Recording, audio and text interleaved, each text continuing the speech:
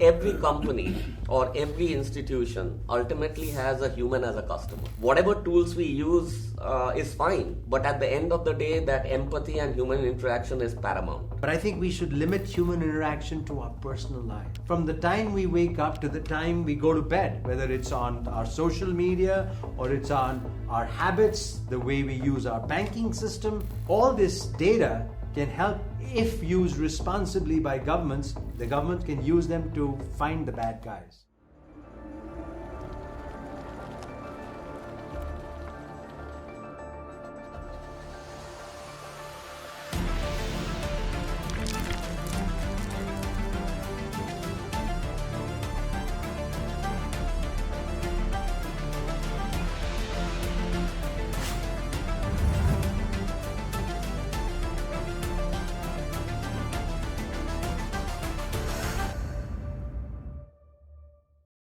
Welcome viewers to another episode of Bcubed, Breaking Boundaries with Sabeer Bhatia.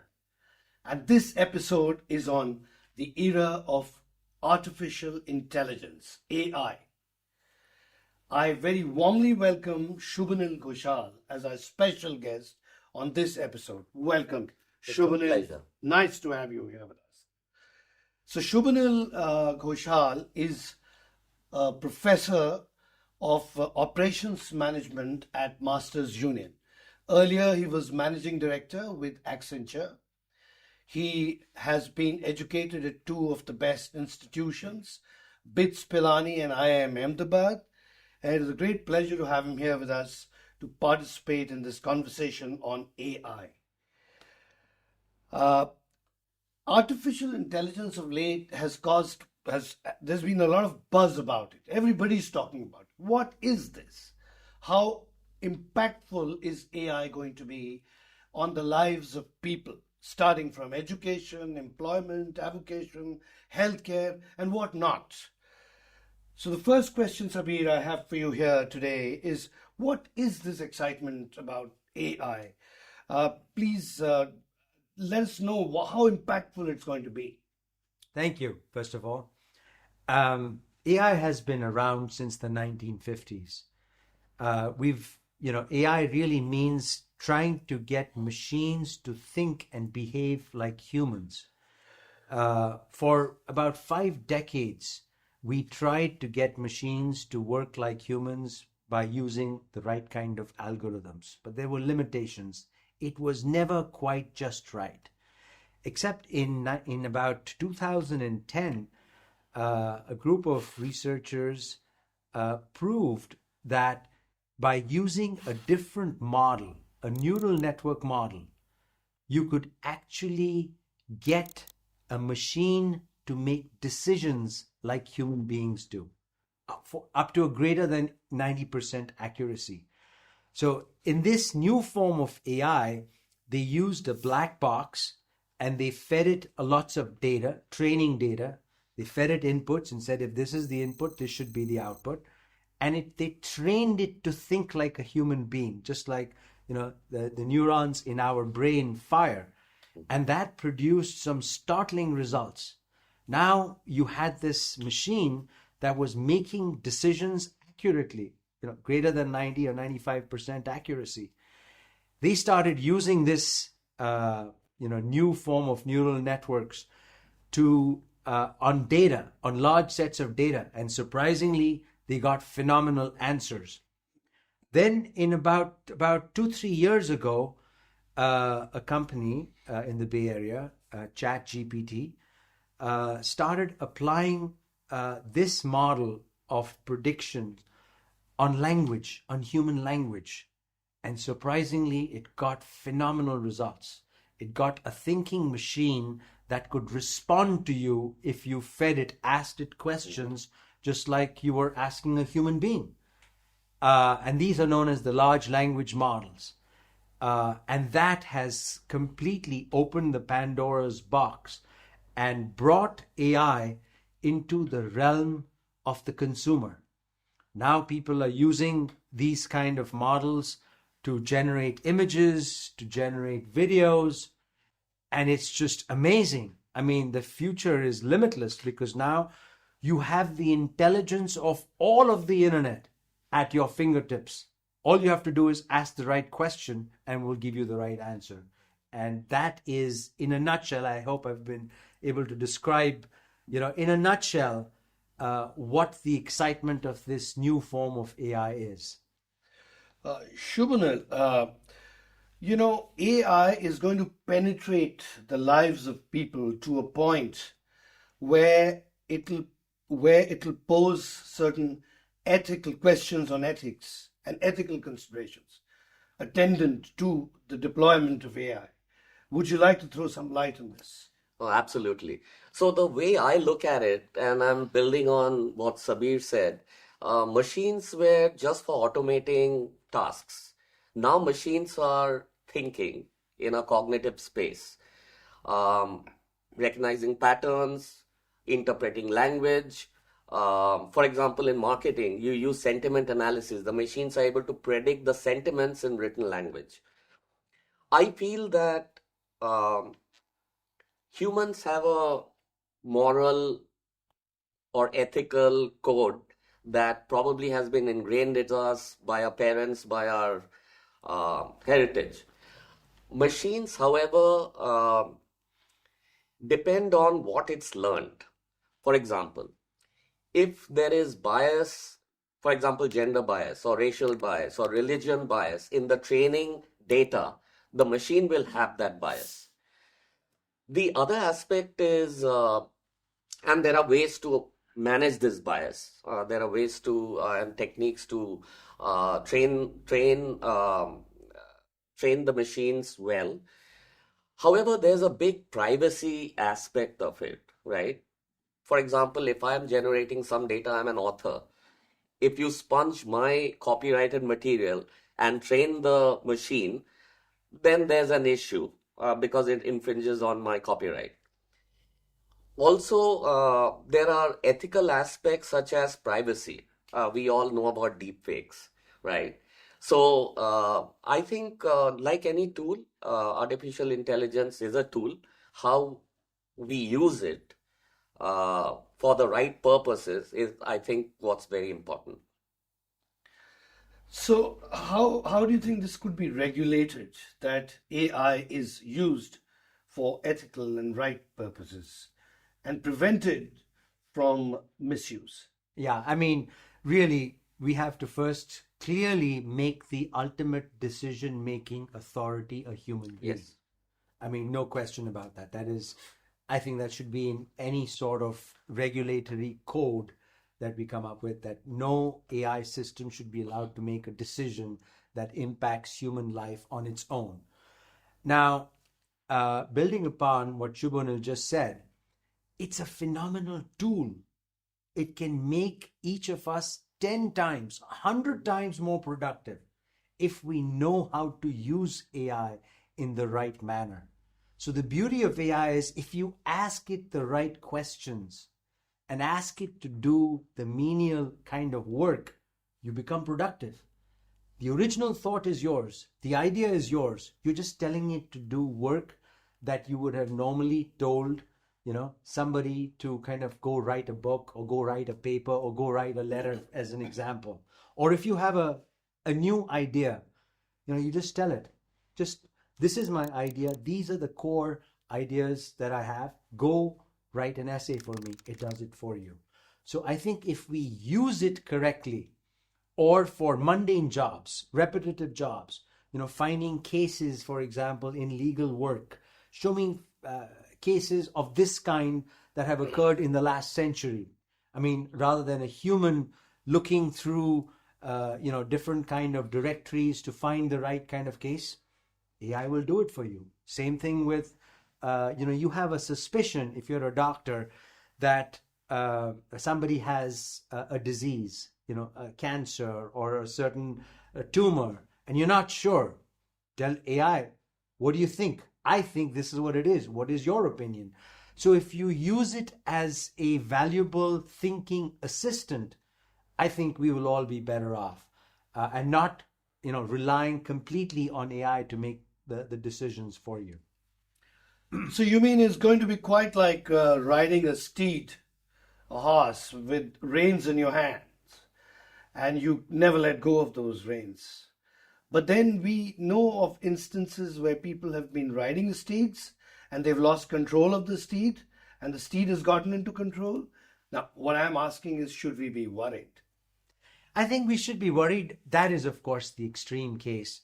And, that is when everything is run by machines. But I think we should be worried about what kind of future we shape for our children. And for example, mundane jobs, repetitive that require, repetitive behavior, such as manufacturing or, clerical kind of work, or work that requires checking of certain documents. Those are really going to go away. I mean, because computers and machines can do those jobs so much more efficiently and accurately than humans can. We are error prone. But I think so we have to try to focus our attention on creativity, on human imagination, because that can never be replaced, by any computer or any artificial intelligence machine. And if we train our children and focus on those kind of ideas and jobs to create new companies and new enterprises to make human life better, I think we will all be better off for it. Shubhonil, the obvious apprehension that comes from what Sabeer was talking about is, will jobs reduce? Will the job market shrink as a result of introduction of AI? Will bureaucracies become a little leaner and thinner? What is going to be the impact on employment? Right. Like Sabir said, and we've all been in the corporate world, a lot of things we do before we make decision is process data. And then we use our intuition and then we make a decision. A lot of the data processing or encapsulation of knowledge from either structured data, which is numbers, or unstructured data, which is language, or pictures, I think all that processing will be automated. However, I think Sabir alluded to a human in the loop system. Finally, there has to be a human who takes decisions based on the suggested outcomes of the data processing. And I think that is where you need human ingenuity, you need creativeness, and those jobs will still remain. I think we need to retool our education so that we are building children and intellect for this kind of human ingenuity and creativity rather than focusing on just regurgitating data and knowledge. Very well. So, what specific industries or sectors do you think will be impacted by AI more than others? I think it'll impact all industries. And I think, for example, let's take something that is, we respect doctors, right? Doctors make life and death decisions. But doctors also do a lot of processing data, your reports, your scans, right, which is basically imaging. I think that leveraging AI, we will be able to have doctors make better decisions, more foolproof decisions. I just picked the medical field. You can pick maybe sports. If you look at, for example, our hobby is cycling, right? And we use a lot of help from AI. For example, the tool we use is Strava. It tells us how we are doing in terms of improving. And I think that it'll affect everything. And I just took medical and sports as an example. But I mean, he's looking at big picture, obviously. I mean, but just look at small things. Our watches are going to get smarter. Our phones are going to get smart. Our cars are going to get self-driving. Our homes are going to have self-automation, smart homes, smart cities. Every aspect, everything that we touch is getting smarter. A toaster oven is smarter. Today, like in the US, you get machines that cook for you. You just have to feed what dinner you want. You feed the ingredients, and it cooks everything for you. So everything is going to be AI enabled in terms of our day-to-day tasks. And like I said, every job that is repetitive, whether it is manufacturing, it's process oriented, it's clerical, it's proofreading, all of those a machine can do better. Now, I will take off from where Shubhonil left. The one thing that people will still need doctors and human interaction for, because believe it or not, it's the empathy of another human being who's willing to listen to your concern if you have a medical ailment is 90% of the problem. It's proven time and time again. And when FDA approves a drug, they do a study, a test where they give placebos to people, and the actual drug has to be only 10% more efficacious than effective than a placebo. So the whole placebo effect comes from human empathy. We need other humans to be empathetic towards us. And that is where, doctors will never be replaced, because, when we have a cold or we have a cough or we have some ailment, it's one thing to go and ask a machine or a computer what the problem is. It's quite another. You already feel better when you go and talk to another fellow human being. And even if it's the same advice that a doctor gives you. So I think that's where human interactions we need to focus on, because ultimately, our lifespans get increased when there is more human interaction in our lives. Yeah, I just wanted to add on to that. What I tell my students is every company or every institution ultimately has a human as a customer. Even if you're in, of course, business to consumer, obviously it's evident that the human is the customer. But even in business to business, there are decision makers you're catering to. So if in our business, corporate lives, and everywhere else, the end customer is a human being, whatever tools we use is fine. But at the end of the day, that empathy and human interaction is paramount. That's what I believe in. Absolutely. So there is a very fine balance as to how much of your life should you want to surrender to technology, and how much of technology would you like should intervene in your life.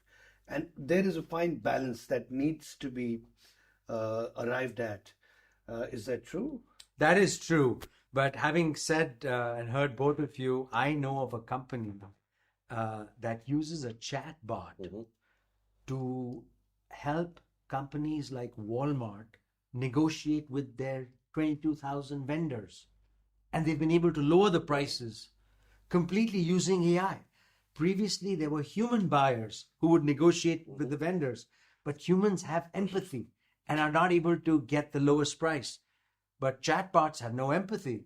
And if Walmart is seen as a pure, commercial enterprise where they have to have the lowest prices, these chatbots can out-negotiate even human beings.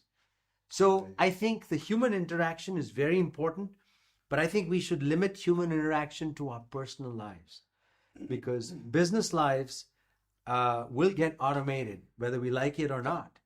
If Walmart doesn't use it, its next competitor, Target, might use it, or Amazon might already be using it. So, I'm all for empathy in business, but unfortunately, we should keep our empathetic feelings or empathetic nature to our personal lives. And that's how we can enrich our personal lives. And at the same time, coexist with technology. Which brings me to another very important concern, according to me, which is children, and how much of AI should be at the disposal of children, because that is a very, very critical area. You are a father of two young children yourself. How would you like to Three look young at children. two boys and one girl. So how would you like to look at this? It's a fantastic question, and today so much of their lives they live in the virtual world. As much as I would like them to engage and interact more with nature, unfortunately, that is a losing battle. They are addicted to technology. They are addicted to screens. They will have AI tools at their disposal. They will grow up in the age of AI. They know how to operate machines better than even I do. But having said that, I think the best way we can counter that is to create an environment for them where we, still emphasize the human relationships. And so literally force them to go and interact with nature, whether it's to take them for walks, go and have picnics in parks, take them skiing, horseback riding, whatever the case may be. I think otherwise we will lose ourselves. We will cease to be human beings if we surrender everything to technology. I think technology is all pervasive even today. The amount of computing power you have in your smartphone that's in your pocket, there's AI embedded in there. It's making recommendations for you. It's showing you content that apparently you should see. So I think it autocorrects your spelling. It suggests stuff. I think every day you probably search for something on the internet. All that is powered by AI. And I think these are good tools for our children, because we used to go to a library. Now they have the whole world at their fingertips. I think that basic parenting will never go away. So as long as the parents are involved, I think AI is good for children, I believe. The other sphere in which AI, can play a very large role is management of polities and societies. So when AI is in the hands of people who are running governments, managing huge, big nations, the question of responsibility figures in. How impactful can AI be there in terms of its negative connotation? Like I said, AI is a tool, and it depends on how the governments and the policymakers are leveraging or not leveraging AI, right? We know that the wars that are fought today is fought on information by drones. And I think that, like any tool, you can use it for example, poverty alleviation. I think AI can be applied very well there for conservation of water resources, right? For higher agricultural yield, for transparency in the banking system, in the financial system. So I think it's a tool. It depends on how the governments use it and how the policymakers use it. All technology that we have had in the past has come from fighting wars. We know that, right? And we are seeing emergence of AI in this space. And like I said, it's a tool. It can be used for good or bad. And I want to add to that. What we are doing at Showreel is exactly that. We're using AI to educate 1 billion people. Why 1 billion? 7 billion people. Because we don't have enough critical thinkers. How do you encourage critical thinkers? We just ask them to download an app, and we essentially use AI to evaluate how good their critical thinking skills are. That is ultimate scalability, and it's ultimate use of AI for good, for human good, human betterment. So I would agree with, it's an incredibly powerful platform and tool. and it has to be used appropriately. Governments can use it to, catch the bad guys, because all bad guys create bad signatures, bad data. And in this mountain of data, if you can find who is creating an irrational signature or a bad signature, you found the person who is not a responsible human being, because all of us produce data from the time we wake up to the time we go to bed, whether it's on our social media or it's on our habits, the way we use our banking system. All this data can help, if used responsibly by governments, the government can use them to find the bad guys and obviously, correct them and make society better as a whole. And even as you're sitting there, you're generating data and you're uploading to internet just by having a smartphone in your pocket, right? And we've seen how crimes are solved using that particular data, right? So, but again, the data that you're generating can also be used up by people who have a bad intent, right? So it's a double-edged sword. So eventually, when we use the term artificial intelligence, there is something prior to that which is natural intelligence. Yeah. And there's something even prior to that which is good intentions and the goodness of the human mind in practice. So we naturally need to make that the engine to be able to deploy and get the maximum benefit from AI. And it is on that note of optimism that I would like to thank you for being here on this in this episode. Thank you very much, and we look forward to getting into the other episode on the other side with the two of you gentlemen again. Thank you, Javed. Viewers, I'm sure you have a lot of questions that come to your mind. You can certainly ask those questions by downloading the Showreel app from App Store or Play Store. Put your questions in the app and I assure you they will all be answered. Thank you.